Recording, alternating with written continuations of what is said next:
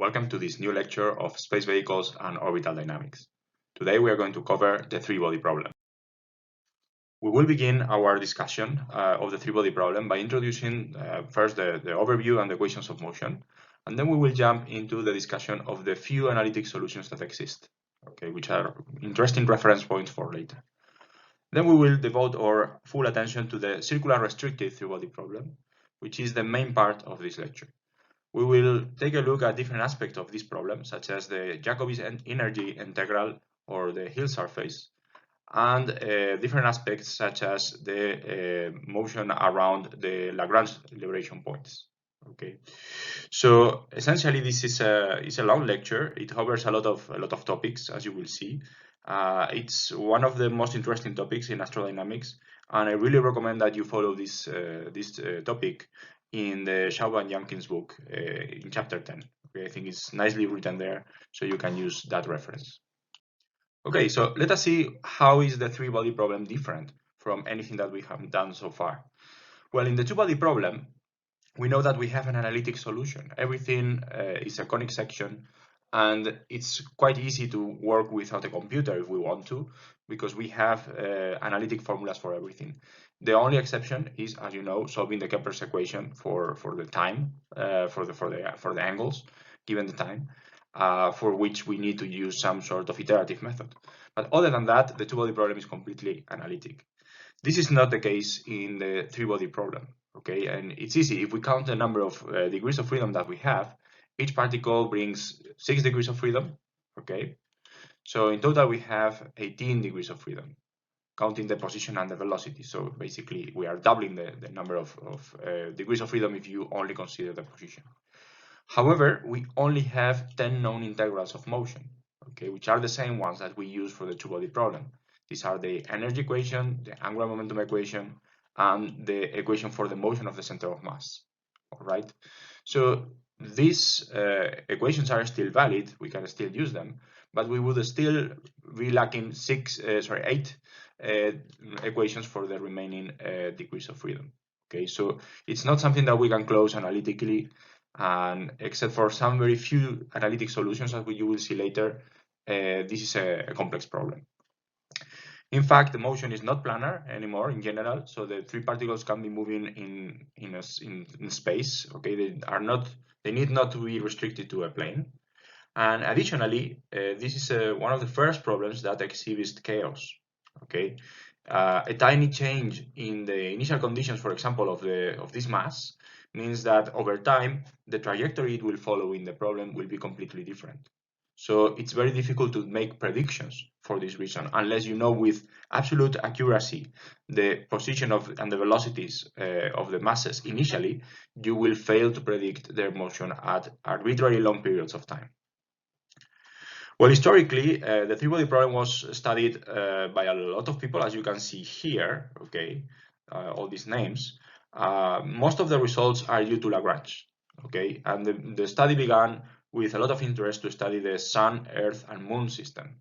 But of course, it has many other applications as well, as there are many three-body problems that we can identify in the solar system. All right, so what are the equations of motion that we need to consider for the three-body problem? Well, essentially, we have the equation of motion for each particle, which we can summarize by this formula over here. Okay, so on the left-hand side, we have the mass and the acceleration of the particle, particle number I, and on the right-hand side, we have the gravitational accelerations due to the other two particles. Okay, I think it's clearer written in this way. So where we have expanded this formula into the three different equations for each of the particles. So you can see, for example, for particle number 1, we have the gravitational attraction due to particle number 2 and particle number 3. Okay, the same terms appear in the other equations. For example, here it is the same one but with a minus, and here we have this one with a minus. Okay, of course, because these forces are action and reaction. This actually allows us to take all these three equations and sum them together to obtain the equation of motion of the center of mass. Okay, so when we add together the three equations, the right-hand sides cancel out, and we just have that the acceleration of the center of mass is equal to 0, which can be integrated into this equation over here.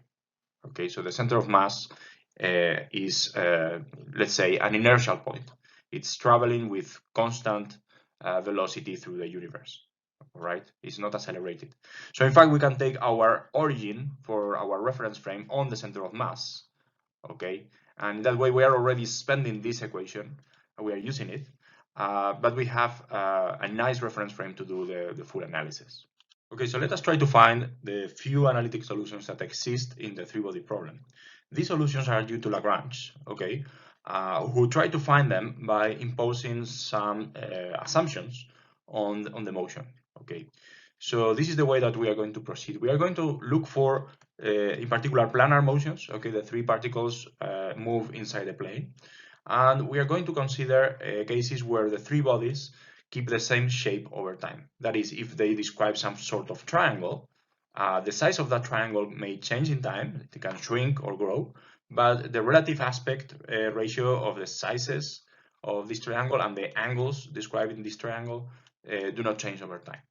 Okay, so this is basically expressed over here by saying that the ratios of the distances between the particles 1 and 2, 1 and 3, 2 and 3 are conserved over time, okay, and also the angles described by these segments. Now, if we assume all these assumptions, then it is possible to write the position of each particle with an unknown function of time, f of t, okay. So basically, we are going to write the position of particle I in this way, all right? So where f is this function of time, and uri is the cylindrical vector in the radial direction for particle I, all right? If we take derivatives here once, well, then we obtain the expression for the velocity. Okay, as you can see, we have two terms now, f dot here and the omega of the particle here. Now, if we want the three particles to keep the shape that they describe, the angular velocity has to be the same over time as well. So it has to be shared by the three particles, it has to be the same. Now, the way that Lagrange found these solutions was to first compute the total angular momentum of the system. Okay, so you see here the total angular momentum, including its mass in this case, is the sum of the angular momentum of each of the particles. If you introduce these definitions for R and V, then you can reach this result, okay, where k is the direction perpendicular to the plane of motion. And since this is a constant because it only depends on the initial conditions, and the total angular momentum has to be conserved over time, we reach the conclusion that f squared times omega has to be constant. Okay, so we have a first partial result there. Now it's interesting, now that we know this, to revisit the angular momentum of just one particle. Okay, so basically that's what we have here. That's the angular momentum of one particle, and as you can see, the same product, f squared times omega, appears, and the rest are constants. Okay, so that means that the angular momentum of each individual particle is also conserved over time. So the next thing we are going to do is to take the time derivative of the angular momentum of each particle. So we basically have, when we do that, we have the cross product between the position vector and the force. And we immediately see that that cross product has to be equal to 0, which means that the force is parallel to the position. This is a characteristic of a central force problem. So each of the particles in the three-body problem in these Lagrange solutions follows this central force rule. Okay, so all the forces pass by the origin of the reference frame, which is our center of mass. Another thing that we can do is to take the cross product of each of the equations by R1, which in essence is the same thing that we have written here. Okay, if we expand the expression of the force, we get something that resembles this. Okay. Now here, if we introduce the definition of R12 and R13, which is basically this difference, okay, and similar to that one, and we also use the expression of the center of mass, we can rewrite this expression like this. Okay. So basically, we have done the same thing for the three equations of motion that we have, and we have obtained these three expressions. All right. These are constraints that whatever the figure the three masses are describing has to satisfy. All right. And we see that there are basically two possibilities. either R1, R2, R2 and R3, and R3 and R1 are all parallel, okay, so the three masses fall in the same line, okay, that would be one possibility. Or we have that these parentheses are all equal to 0, which means that the distances between the masses are all the same. So this gives rise to the two possible types of solutions that Lagrange found. So when the three lengths of the triangle are equal, okay, and we can call this length rho, then we have what we call the equilateral triangle solutions, okay. The other possibility, when the three masses are collinear, we have the parallel formations. Okay, so we have these two types of solutions in this class of Lagrange solutions. Now, for the equilateral solutions, first of all, again, if we use the expressions that we already have, okay, for example, we say that these lengths are the same, we can rewrite eventually the equation of motion of each particle in something that resembles this expression. Okay, so you see that in essence, what we have here is something that looks very much the same as the two-body problem equation. It is not exactly the same, as it is divided by rho cube instead of r cube. Okay, but since the two are proportional to each other, we have the same type of law. So the the trajectories that we can find in this equation are identical to those of the two-body problem. We have ellipses, parabolas, and hyperbolas just as before, okay? The only thing is that the three particles have the same type of orbit in each case for each type of Lagrange solution of this type. So you can see that they, in this example, they are doing ellipses. The ellipses have the same shape but different size, okay? And the rotation along those ellipses for each mass is in sync. So the triangle shrinks and grows, but essentially keeps the same shape over time. Now, similarly, for the collinear case, we can again write the ratio between the force on a particle and its mass as something that scales with 1 over the function f squared, okay, which is the size of our problem. So again, this looks like a two-body problem with an inverse square law. And again, the trajectories that we are going to find are identical to those of a two-body problem. Okay, the only thing that changes is the constant in the expression of the force. So finally, you can also see that, okay, the three orbits for the three masses around the center of mass, they have to be conic sections. Okay, one of the focus has to be on the origin, which is the center of mass, just like in the equilateral case, and the three orbits are in sync, so that whatever the instant of time that you consider, the three masses fall onto the same line. All right, so to conclude this discussion of the analytical solutions of the three-body problem, we can say that these solutions that we have found are the only ones that maintain a constant shape over time. Okay, there are no other solutions like this. We have seen that both in the equilateral and in the collinear cases, the resultant force on each particle passes through the center of mass of the system. So it is essentially a central force problem. And the trajectories that the particles follow, since this is also an inverse square law for each of the particles, is a conic section. So very similar to the two-body problem. Finally, we can conclude also that the velocity vectors for each particle make equal angles with the corresponding radio vectors. Okay.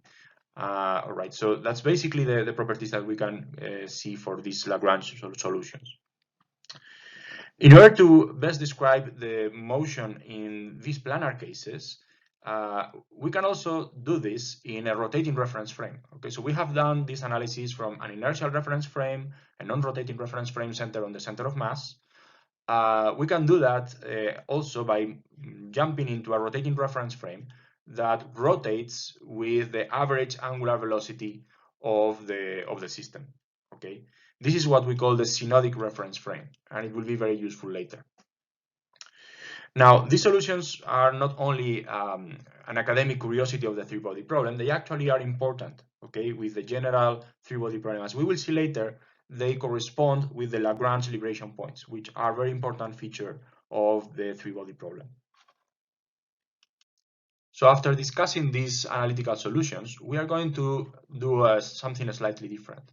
We are going to impose a strong assumption on the three-body problem that will allow us to find very interesting results. Okay. So essentially, we are going to consider systems. The systems of interest for us will be those where two of the masses, M1 and M2, are much, much larger than the third mass, okay? Which here we have written without the subindex, so it's just M, all right? So we are assuming that this M is much, much smaller than M1, M2. And moreover, we are going to assume that the two big masses, which we will call the primaries of the system, describe circles about each other. Okay, so we already know the motion of the primaries. It's a two-body problem if we ignore the third mass, which is tiny, and the orbits are circles. All right, so we basically want to understand the motion of this third mass in the system, knowing already the motion of M1 and M2. So that's the big question in the circular restricted three-body problem. Okay, so this is actually a very, very relevant problem for us. Okay, many systems, many three-body problems in space have this property. Okay, the masses of the primaries are much larger than the mass of the particle that we are trying to study, and additionally, the primaries follow circles or very close to circular orbits. All right. So, for example, we can consider the Earth-Moon system. Okay, well, clearly the Moon has some eccentricity around the Earth, but it can be approximated as a circle in first approximation, and the same happens with the Sun-Earth system. Okay, and it also happens with many other systems as well in the solar system. Now, this is important because when we are doing astrodynamics, we are concerned about the motion of a tiny spacecraft in relation with these huge masses. Okay, so it's a very, very adequate approximation of the three-body problems that we are interested in studying. Now, since the primaries are doing circles, they rotate about each other with a constant angular velocity. Okay, so that's great. It's an angular velocity that we can know a priori because we can solve the two-body problem for the primaries. And we can do the full analysis of the motion of the third particle in the synodic rotating reference frame. Okay, so this reference frame is defined as follows. We find the center of mass between the two big particles. Okay, again, the mass of the third particle is going to be negligible. It's not going to perturb at all the motion of the primaries, and we are going to consider only the center of mass between the two main particles. Okay, and then the reference frame is defined to rotate together with the primaries. All right. So in this rotating reference frame, the primaries are stationary; they are not moving. Right. However, since we are going to do the analysis in this rotating reference frame, that means that we will need to include forces of inertia for our third particle M. Okay.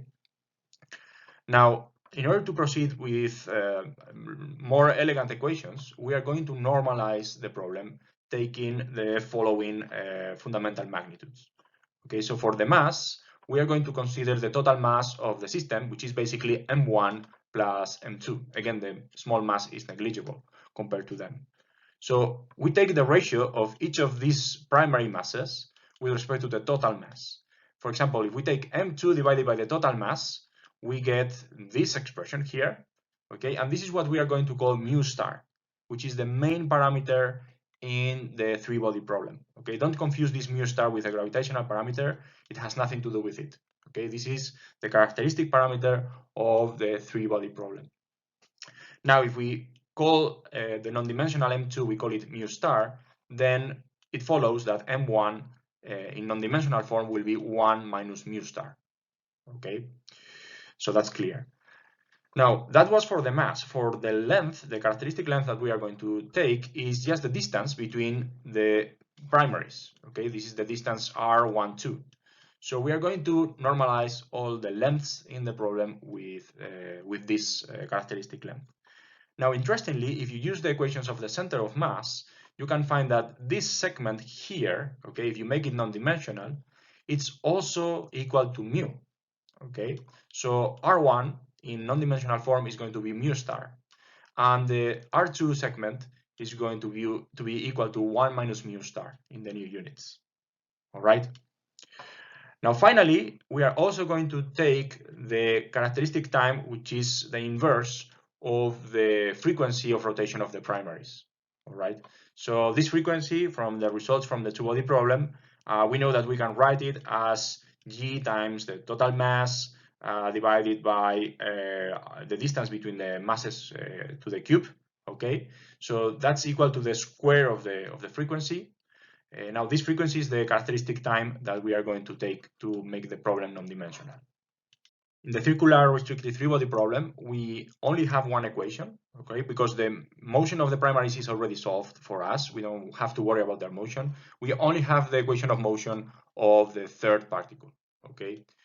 Now, if we use our non-dimensional quantities to describe the equation of motion, it looks like what you see over here. Okay, so hopefully you can identify the gravitational attraction due to the first mass. Okay, here we are calling ρ1 the distance from the mass 1 to the particle. All right, so this is a vector. We can also identify the gravitational attraction due to mass 2. We also define ρ2. And then we have these other two forces that we didn't have before, which are forces of inertia. Okay. In fact, here you can identify the Coriolis force, right? Essentially, since we have made everything non-dimensional with the frequency, all that remains is the unit vector of the direction of the angular frequency, okay, which is the direction of the vector out of plane, ks. And then we also have here the centrifugal force, okay, which again, as you can see, we have only the unit vectors for the angular velocity vector. If we take this expression and we expand it in the three components in the synodic reference frame, we find these three scalar equations. All right. So these are going to be the fundamental equations for the developments that we are going to do next. All right. Now, as I say here, observe that we are paying all our attention to what happens inside the synodic plane, okay, the plane of the primaries, but actually we also have the motion of the third particle in the out of plane direction, all right? So the motion of this particle doesn't need to be planar. It can also be out of plane. Now, most of the forces that we have included in our equation are potential forces. Okay, so they are conservative. They derive from a potential form. Actually, all the forces except for the Coriolis force. Okay, but actually the Coriolis force is always by definition perpendicular to the velocity, so it exerts no work. The rest of the forces can be written as the derivative of a potential. Okay, and that potential is the one that you see over here, where again you can identify the gravitational attractions of the two primaries, and the last term is the potential form of the centrifugal force. Okay, using this potential, we can replace the three of these forces by the corresponding derivatives. Okay, so the equations of motion render in this simplified way. You see that the only force that we could not contain in this potential form is the Coriolis force, which has these two terms over here. Okay, this is what remains when you expand the Coriolis force. Now, if you look at these three equations written in this way, okay, or you can do the same with the previous equations, which do not include these derivatives of u, and you multiply each of them by x dot, y dot, and c dot, and add them together, it's easy to find a first integral of motion, which is the energy equation of the third particle in the rotating synodic reference frame. Okay, this is what we call the Jacobi's energy integral. Okay, it's again the equation of energy in the synodic reference frame for the third particle. And we can write it like this. Essentially, it's the equilibrium between the kinetic energy of the third particle and its potential energy given by this potential form. Okay, so that sum has to be constant. Now, when working with the energy equation, the right-hand side can be determined from the initial conditions, as you know. Well, it is of course not enough, this equation, to describe the motion of the particle in the three-body problem, but at least it allows us to describe the possible motions that it can make. Okay, we can do a very interesting qualitative analysis just with this equation alone. It can also be used in numerical simulations. Since it is a conservation law that must be fulfilled, we can check every now and then that the energy of our numerical particle is not increasing or decreasing, and we can check the error of the propagation in this way. Okay. If we were considering not the circular restricted three-body problem, but the elliptic restricted three-body problem, then the angular velocity of the primaries would not be constant. Okay. And if we wanted to describe the motion in the reference frame that rotates with the primaries, since the angular velocity of that frame wouldn't be constant in time, we would not be able to define the potential in the same way. Okay, so the result that we are going to show here only apply to the circular restricted three-body problem. Right, so this Jacobi's energy integral can be used to do this analysis of the existence regions where we can find a solution. Okay, those are the regions where the velocity square of the particle is positive. Elsewhere, we don't have any real solution. So if we take our energy equation and we make the kinetic energy equal to 0, we have the expression for the boundary of this region of existence. Okay, and that's the equation that you see here. All right. You can see that we have multiplied everything by -2. So the new constant that we have on the right-hand side is what we typically call C. All right, but it's basically the same thing. Now, for very, very negative values of E, okay, or in other words, very large positive values of C, the particle can only exist in the white regions that you see in this figure, okay? So either very close to one of the primaries or the other, okay, where we have these wells of the potential created by the gravitational attraction terms, or very far away from the system, okay? It's interesting that you examine the expression for the potential and you can see the three different terms that exist there, okay? There is a well term near the particle 1, a well term for particle 2, okay, due to the gravitational attractions of them, and then the centrifugal force term has a parabolic term that goes to minus infinity very far away from the center of the figure, okay? So when we cut that surface with a particular value of E or a particular value of C, the intersection is the boundary lines that you see over here, okay? So for, as I said, for very negative values of E or very large positive values of C, we have this figure over here, and the particle can only exist in the white regions. Now, this is interesting because if we are in this situation and our particle is around this primary, we know that it is impossible for the particle to jump to the other primary. Okay, the passage from one primary to the other is closed. So imagine that this is the Earth-Moon system, and we want to go to the Moon. Clearly, we cannot do it with this value of the energy. Okay. Similarly, if we are approaching from infinity, we know that we cannot access the system because we have this potential barrier that prevents us from reaching the primaries, any of them, at this level of the energy. Okay. So for this energy, if we are here, for example, imagine this is the Earth, we can neither go to the Moon nor we can escape from the system. We are basically trapped in this small bubble here. Now, it's very interesting to see what happens as we change the value of C. Okay, so as the energy increases or as C decreases, this is what happens. So this is the figure from the previous slide. Okay, when we increase the energy to some determined point, what happens is that the inner bubbles, okay, around the primaries begin to touch at one point. Okay, so from that value of the energy onwards, it is now possible for the particle to move from one primary to the other. And in fact, we find all types of orbits here. We find orbits that look like eights, etc. Okay, as we continue to increase the energy, eventually the opening will happen here. Okay, this is the first energy for which we have access from the primaries to the outside world. Okay, and vice versa. All right. Only for these values of energy you can escape the system or you can enter the system.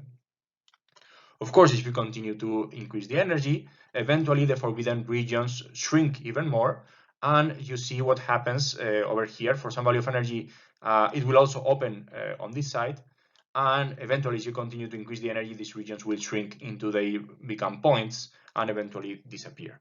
Okay. So this series of figures show what happens in the plane of motion of the primaries, okay? Of course, the forbidden region is a 3D shape, okay? So this is a surface in 3D space, what we call the Hill surface, all right?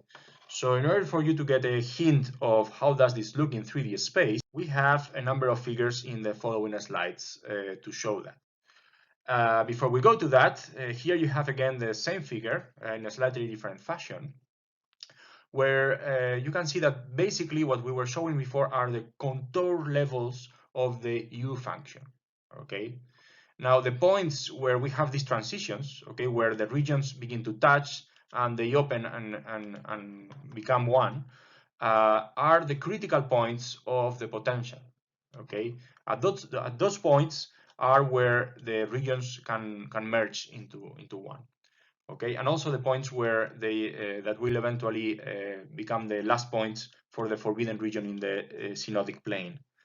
Now, these points happen to be exactly the same points for the solution of Lagrange, the analytical solution of Lagrange for the third particle. Okay, if we consider the two primaries to be the first two particles of the three-body problem, and we look for possible positions, possible Lagrange solutions for the third particle, we basically find these three collinear solutions and these two equilateral solutions.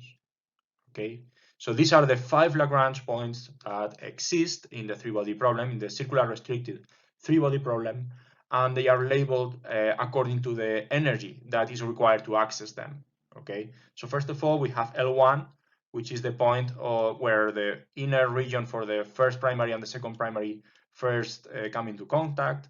Then we have Lagrange point number 2, all right, Lagrange point number 3, and finally, we have two equal energy points, L4 and L5, that are typically labeled in this way. L4 is the one in the forward direction if the system rotates counterclockwise. Okay, L4 is in the forward direction, and L5 is behind the primaries.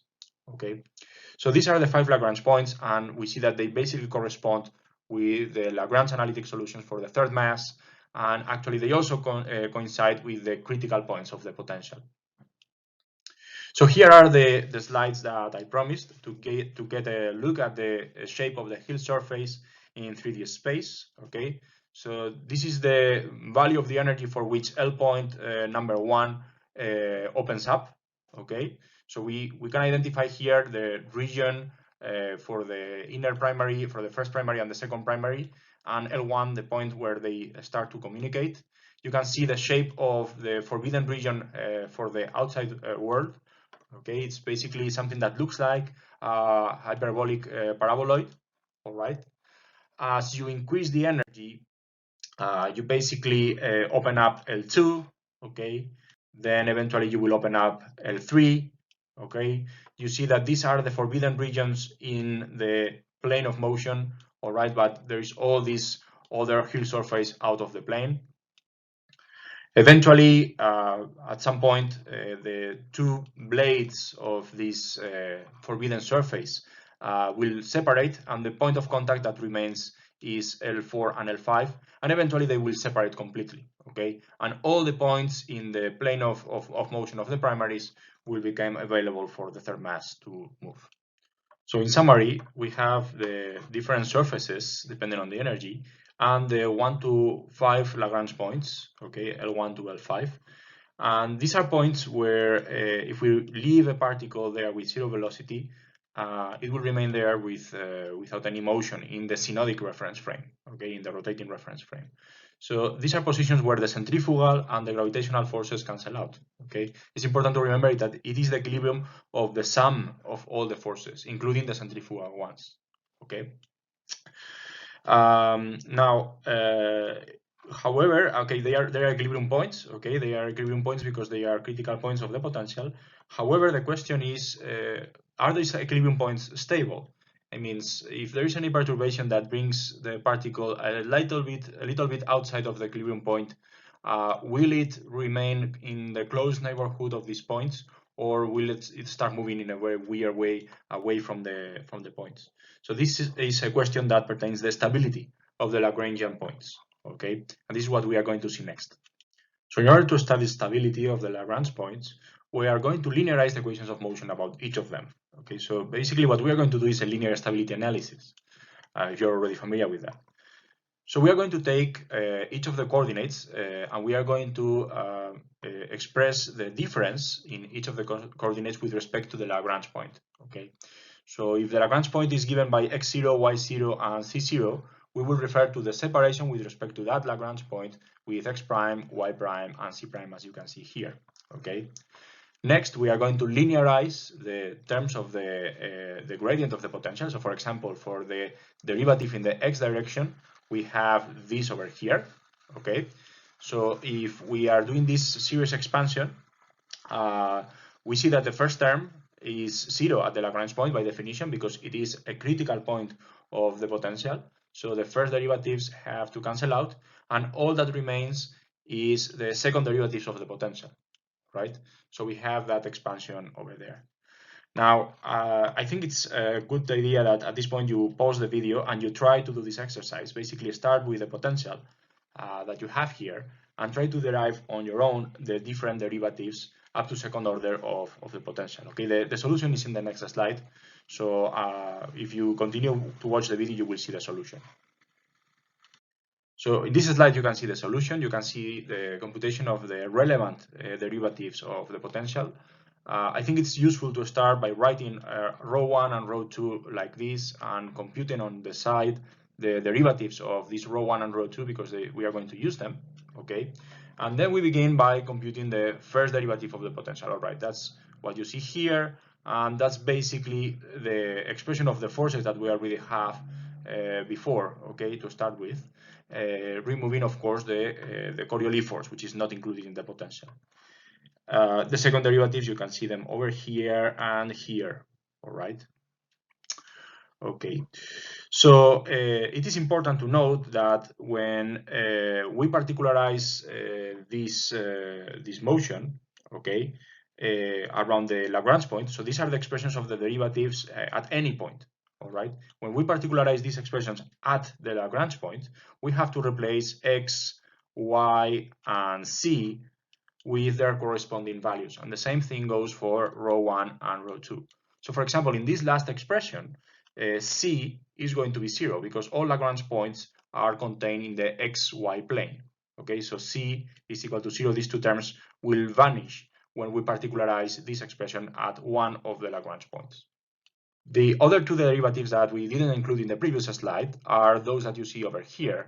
But it's easy to prove that those are equal to 0 in the case of a Lagrange point. Okay, you see that we are putting here a 0 to indicate that this has been particularized at the Lagrange point where we are doing the analysis. Similarly, as we just discussed, the third derivative, the UCC derivative, okay, particularized at the Lagrange point, is always positive, okay, because the negative terms that existed in that expression vanish at the Lagrange point. Okay, so once we have that, the linearized equations of motion read like this. Okay, so you see that we now have a very simple system of equations with constant coefficients where we can apply all our knowledge of the solution of differential systems of this type and linear algebra to discuss the stability of this. Okay. Now, one first interesting observation that we make on the system is that the last equation, the C equation, is completely uncoupled from the other two. Okay, you see that the first two equations involved only x and y. Okay, and indeed they are coupled because they mix the two letters. But the third one is independent and only includes C. Okay, so we can already solve for the third one, okay, independently of the others. And we see that this is basically the equation of a harmonic oscillator. So we know the solution of that. Okay, we basically have sines and cosines for the solution, or if we use exponentials, we basically have a solution like this one. Okay, so essentially, since UCC0 is always positive, the motion in the C direction is always going to be stable. Okay, it's going to be a harmonic oscillator around the horizontal plane. Okay, so it's the particle, if it's moving at all in the C direction, is going to oscillate around the synodic plane. For the x and y components, we have this coupled system. Okay, so we have expanded the second order differential equations into first order differential equations and written that as a matrix system, as you can see here. All right, so basically we want to understand the stability of this subsystem because we already separated the C motion and we saw that it was stable in all cases. Okay, so in order to do that, we want to find the properties of the matrix over here. Okay, as we know from the theory of linear differential equations with constant coefficients like this one, if we take the eigenvalues and eigenvectors of this matrix, we can write down the solution, okay, the general solution as the sum of terms like this one, okay. So basically there will be eigenvectors multiplied by the exponential of the corresponding eigenvalue times time, okay. As long as all the eigenvalues have maximal geometric multiplicity, the solution will always have this form, okay? The different solutions will always have this form. So in order to find the eigenvalues, we take the characteristic equation of this matrix, which we can write like this. Okay, so you see that this is a biquadratic polynomial, okay, quadratic equation, and we can solve for lambda square, which is what we are going to do in the next equation. Now, if you wanted to find the eigenvalues with MATLAB for a given matrix, remember that you can use this eigen function, okay, which gives you not only the eigenvalues, but also the eigenvectors. And okay, let's imagine that we can already find the eigenvalues of this matrix. The analysis goes like this, okay? The linear stability criterion is the following. If we find that all the eigenvalues have a real part which is negative, okay, then we know that over time this exponential goes to zero, okay, for all the different solutions. That means that the solution goes to zero, which means that the primes go to zero, which means that the position of the particle goes back to the Lagrange point after a perturbation.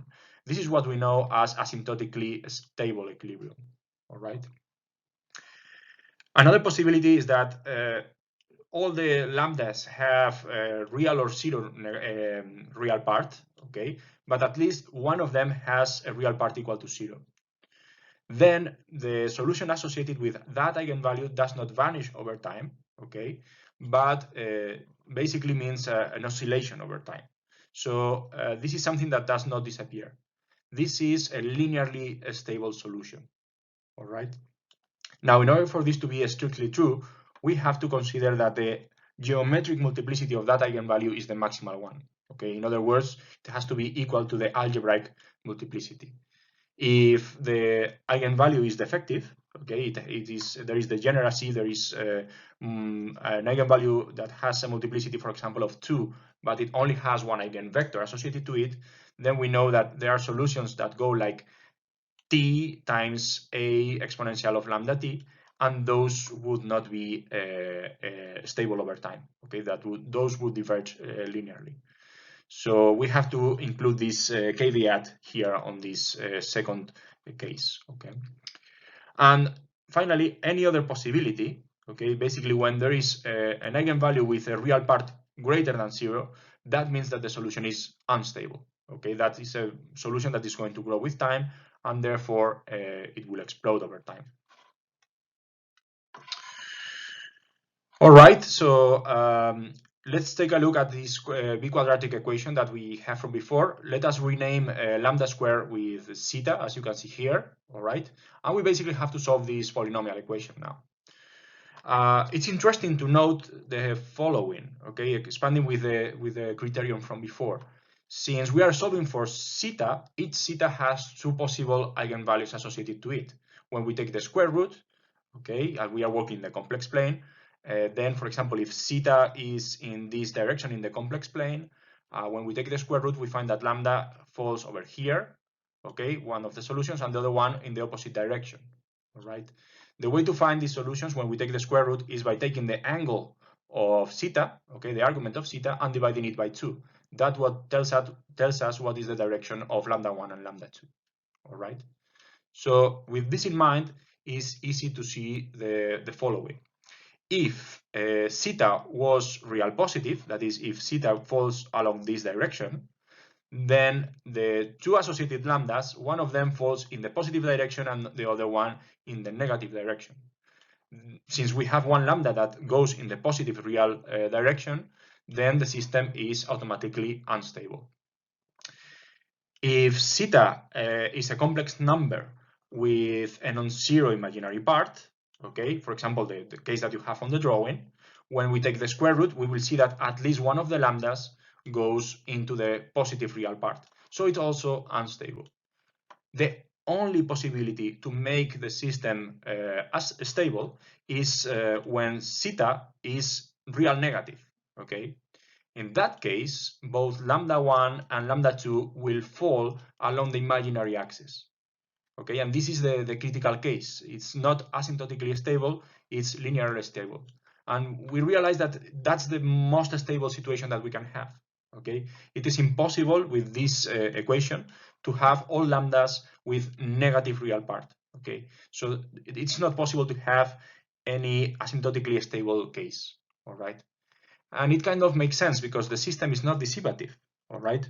If the system is not dissipative, you cannot damp the perturbations that brought you out of the Lagrange point. So you can only hope for a linearly stable solution.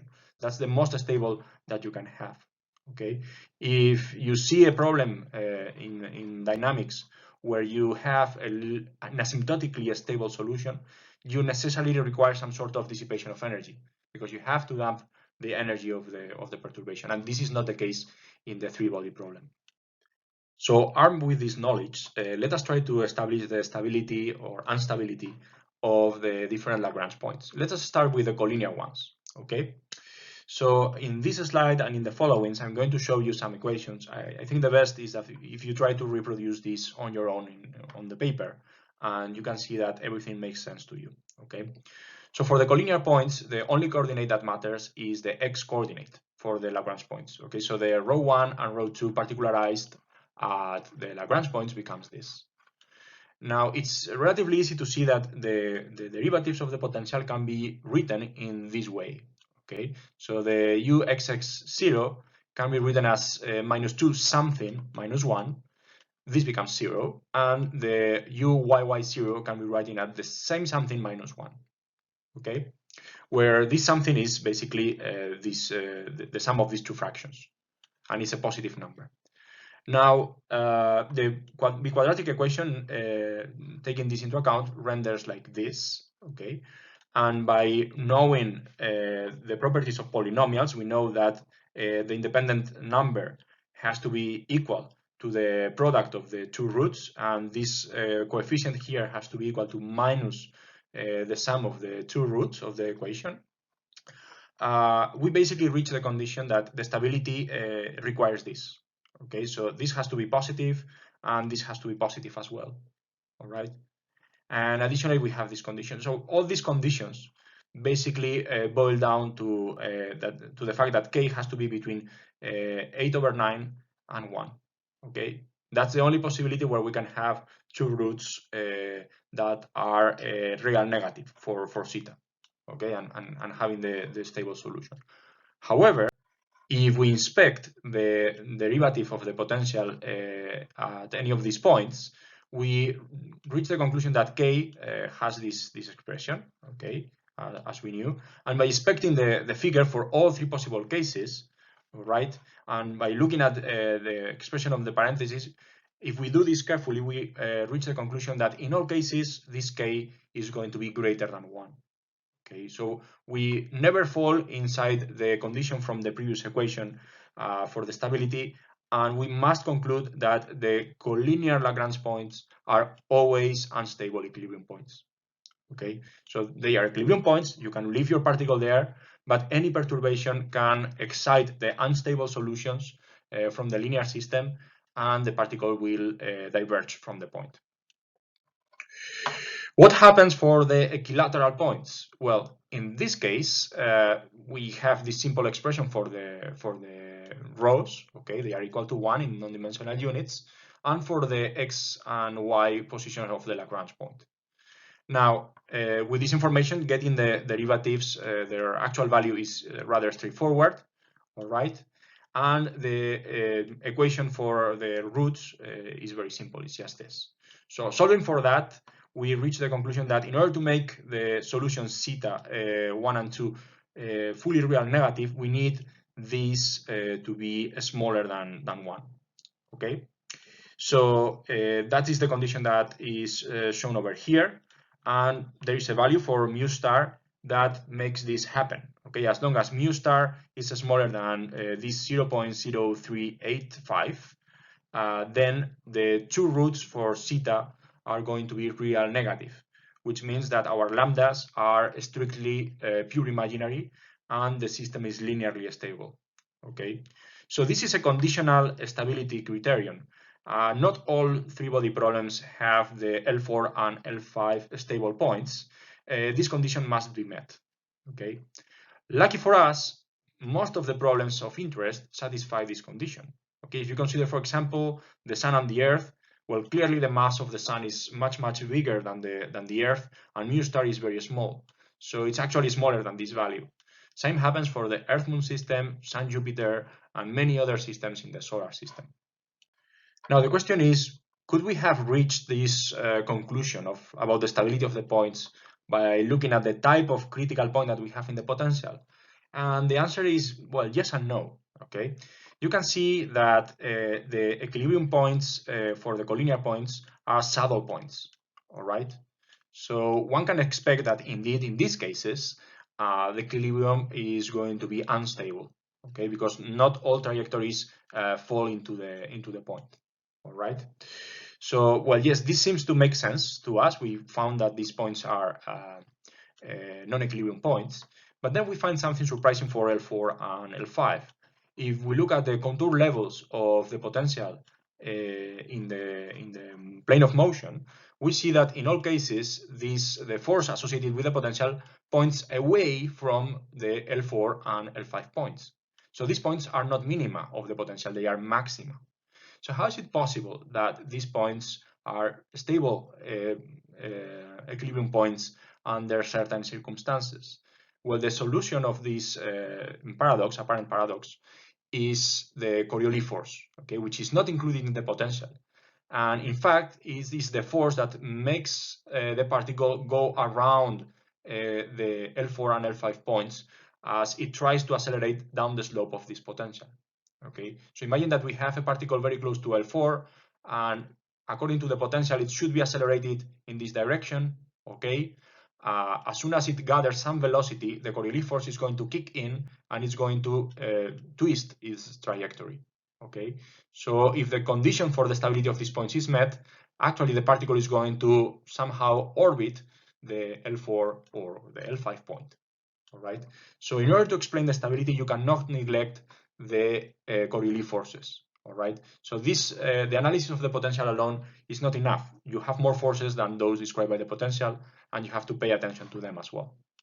Now that we have clarified the stability of the different Lagrange points, it also is an interesting question to see what is the motion of our spacecraft around one of these Lagrange points, if it's close enough to it. Okay.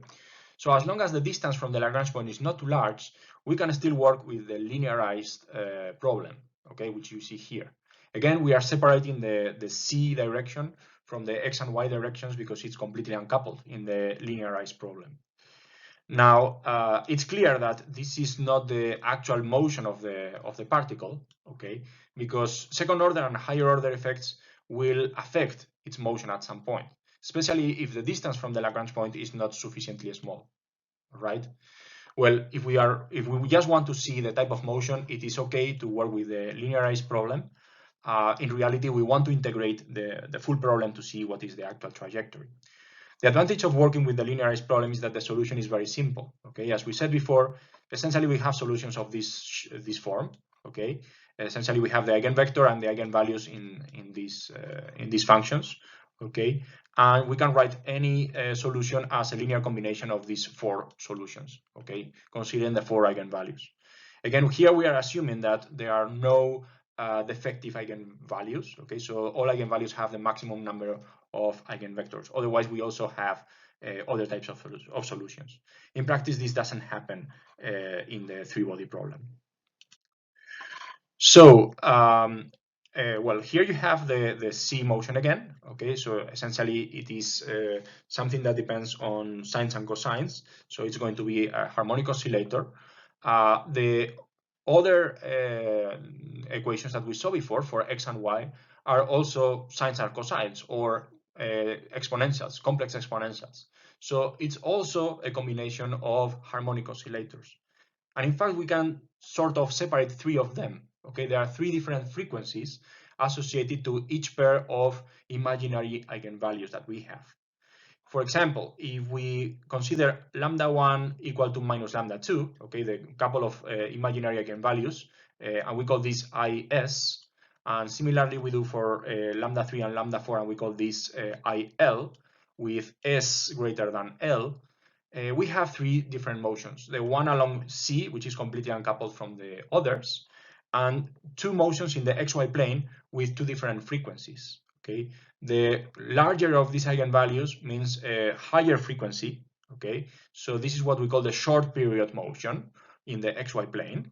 And the longer, the smaller eigenvalue gives us the longer frequency. So this is the smaller frequency. So this is the longer period motion on the XY plane.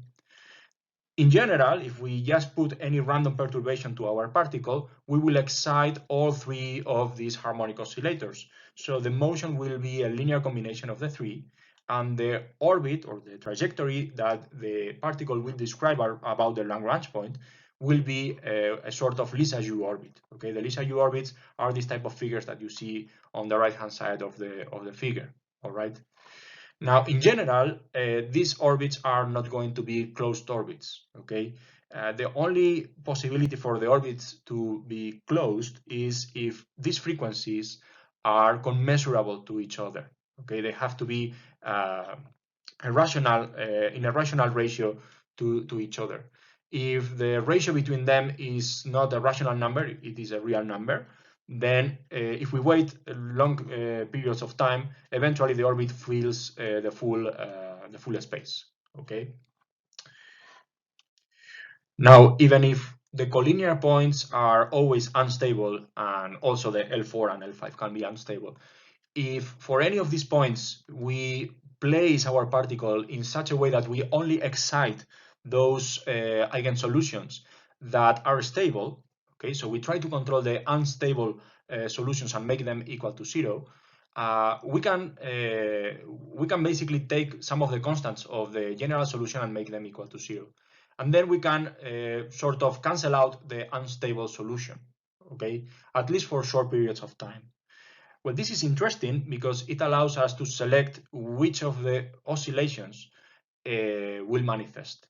Okay, so for example, if we do the analysis for the L1 point, we see that there is one stable pair of eigenvalues and the other one is unstable. We can try to not excite the unstable solution and keep only the stable oscillations about the Lagrange point. This is very useful because it will allow us to place a satellite about this position. Okay, imagine that this is the sun and this is the Earth. So this is a position that is always located between the sun and the Earth. And that's a very interesting situation for doing observations of the sun, doing predictions of solar weather, and also doing some astronomical experiments. Same for L2.